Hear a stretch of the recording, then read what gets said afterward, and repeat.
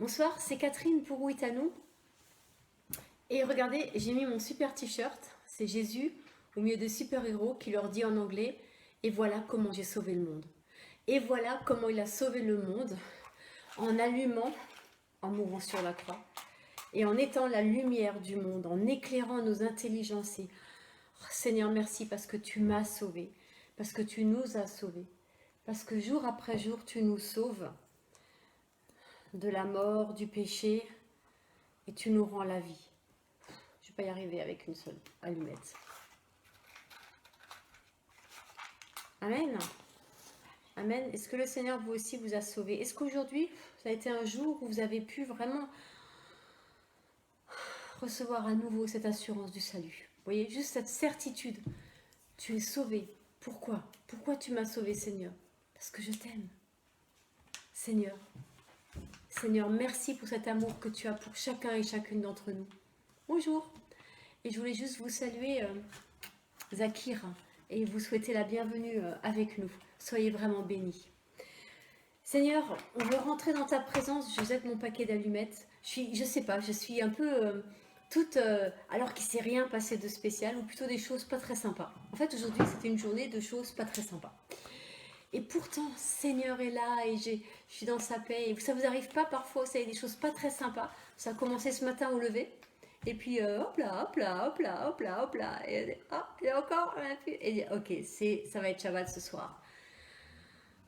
Seigneur, je refuse de pas rester dans ta paix. Vous voyez, c'est simplement dire, ok, ça passe, laissez couler les choses. Voilà. Seigneur, voici la coupe, l'alliance en ton sang, l'alliance que toi, Seigneur, tu fais avec nous. Seigneur, merci pour ta fidélité, pour ta présence. Merci parce que tu es fidèle malgré toutes mes infidélités, malgré toutes nos infidélités. Merci parce que malgré mon péché, malgré notre péché, bien, tu continues de nous aimer et de croire en nous. Amen.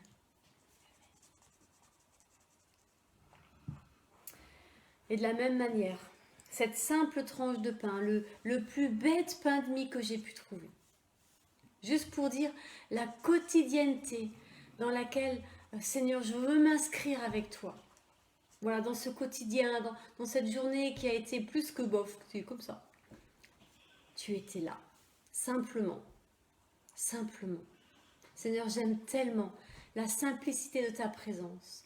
Et puis ce geste dans lequel tu as rompu le pain et où tout d'un coup les disciples t'ont reconnu. Seigneur, donne-moi de te reconnaître dans tous les gestes de ma vie, dans toutes les fois, les gestes de rupture. Vous savez, dans chaque fois qu'on a l'impression que nos vies sont brisées, comme déchirées par les circonstances, et qu'on ne va jamais y survivre, et de cette déchirure jaillit la lumière, la vie, l'amour et l'espérance. Amen.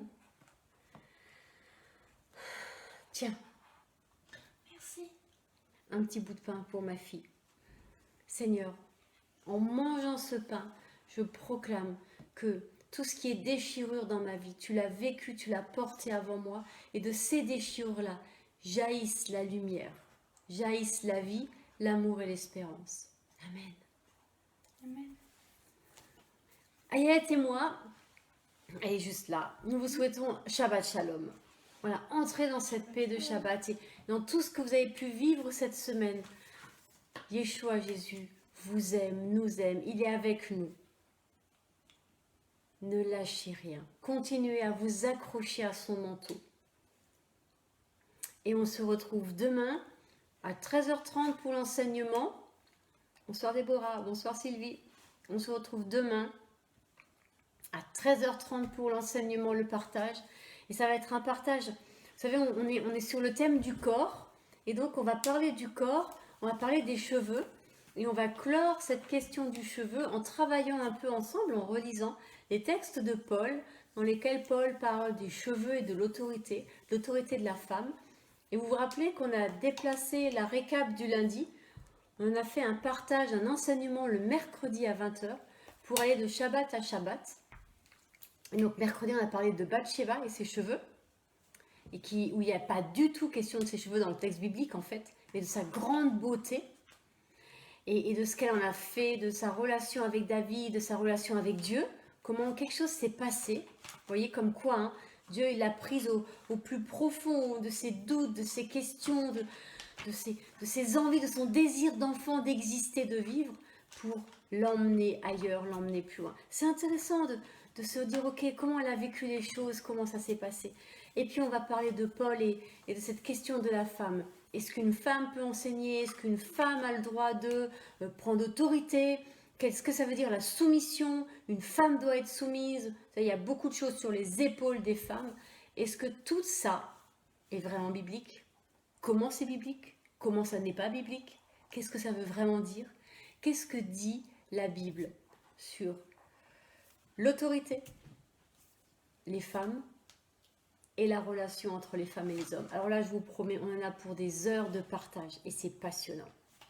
À bientôt. Bonne soirée, Shabbat Shalom. Demain 13h30, demain soir 20h pour sortir de Shabbat. Et toujours une grande nouvelle, c'est que voilà, on a franchi un pas, on a franchi une étape. Et maintenant, eh ben, les cultes sont le dimanche matin à 10h30. Voilà, pour nous, c'était quelque chose de comme naître, comme si on sortait dans la lumière et on a osé faire ce pas. Et on passe au culte le dimanche matin à 10h30. Si vous le souhaitez, vous pouvez toujours nous rejoindre et on continuera de parler encore plus profondément de ce que dit Paul sur les femmes et on verra comme tout ça, vous savez, s'interroge, s'enrichit, tout ça se machine et à quel point eh bien la parole de Dieu est belle. Qu'est-ce qu'on l'aime? Qu'est-ce qu'on vous aime? Soyez bénis, à bientôt. Ciao, Shabbat Shalom.